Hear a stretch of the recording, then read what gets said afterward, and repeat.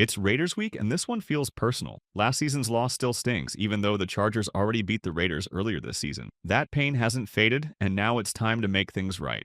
But will the Chargers go all out or play it safe? Key players are dealing with injuries, with some ruled out for this game and others done for the season, which could make a big difference. A win here could help move past last year's heartbreak and have a major impact on the playoff picture. We'll break it all down: playoff scenarios, game plans, injury updates, and even some Pro Bowl news. Stick around for the latest. What's up, buddies? Welcome back. If you are new here, make sure you hit the subscribe button. We cover all AFC West news here on this channel. All right, before moving further, let's catch the Pro Bowl news. A huge shout out to the Chargers who made the AFC roster. Rashawn Slater, Derwin James, and Khalil Mack were named Pro Bowl starters for their outstanding performances in 2024. Though the NFL even misspelled Slater's name in the official announcement, these three have played a massive role in turning the Chargers' season around and fully deserve the recognition. However, not all deserving Chargers made the Pro Bowl list. Despite great seasons, Justin Herbert, Ladd McConkey, and Joe Alt missed the cut.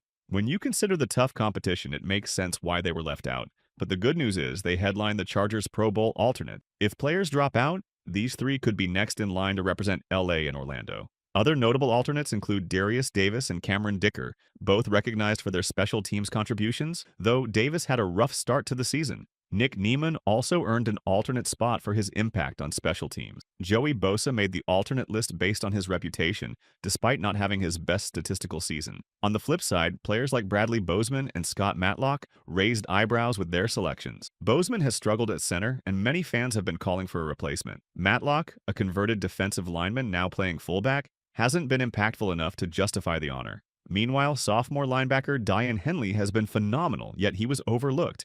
Henley deserved a spot over both Bozeman and Matlock, considering his consistent performance. Rookie cornerback Tarheeb Still also deserved recognition. He's tied for the second most interceptions among rookies and has been pivotal in the Chargers' defensive resurgence. Surprisingly, the NFL leading team, the Chiefs stars Patrick Mahomes and Trent McDuffie, were both snubbed from the list too. For the first time in his career as a starter, Mahomes wasn't selected despite being a three-time Super Bowl champion and the face of the franchise. While Mahomes was listed as an alternate, quarterbacks Josh Allen, Joe Burrow, and Lamar Jackson took the AFC's top three spots. Center Creed Humphrey, defensive tackle Chris Jones, guard Joe Thuney, tight end Travis Kelce, and guard Trey Smith were the only Chiefs named to the roster.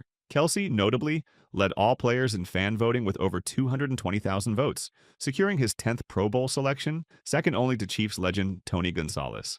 Ultimately, the Pro Bowl has lost its credibility, with odd decisions and questionable selections undermining its significance each year. Despite this, the Chargers' impact players have made their mark and continue to prove their value on the field. We have an update on the latest signing. The Chargers just added Terrell Edmunds to their practice squad. Edmunds joins a safety group with Gilman, May, Jefferson, and Jackson. The Chargers like giving experienced players a shot, and Edmunds might be a solid piece. Now, let's talk about this week's game against the Raiders. The big question is, who's playing and who's sitting? Some choices here could shake up the playoff picture. Wide receiver Josh Palmer and running back Gus Edwards have already been ruled out for the matchup against the Raiders. Linebacker Denzel Perryman is doubtful after limited practice sessions, while safety Alohi Gilman is questionable after fully participating in practice on Friday. When asked about Palmer's status, head coach Jim Harbaugh mentioned he was progressing but remained vague on potential playoff availability for both Palmer and Edwards. Harbaugh emphasized he doesn't make predictions, stating, "I don't predict things, just don't predict things." Palmer was seen in a walking boot after the Patriots game,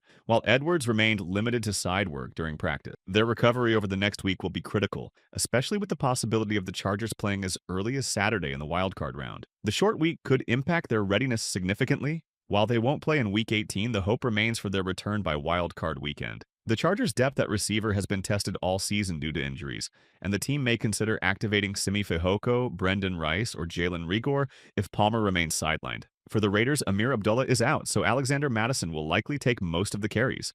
At quarterback, Aiden O'Connell will be leading the Raiders. Trey Tucker and Jacoby Myers will be top targets, but the real threat is rookie Brock Bowers, who's been having an impressive season. The Chargers' defense needs to keep him under control. This rivalry is intense. The Raiders will be looking to spoil the Chargers' playoff hopes, and if the roles were reversed, Chargers fans would feel the same. Jim Harbaugh's arrival has changed the culture. The Chargers have gone from a 5-win team to a serious contender. But let's be real. The pain from that past loss is still there. And for many, stomping the Raiders would be the perfect way to show how far this team has come. The question is, will the starters play? Some say rest the key players to stay healthy for the playoffs. Others want the team to make a statement by dominating their rivals. Either way, the Chargers sit at the 6th seed in the AFC with a 10-6 record. Winning could shift things.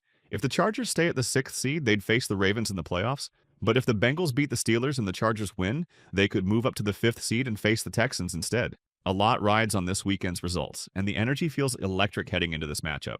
A lot of us would probably agree that beating the Texans seems more likely than beating the Ravens. But honestly, just making the postseason is exciting. If they're looking for the easier path forward, though, they'll want to pay attention to how the Bengals and Steelers game plays out on Saturday.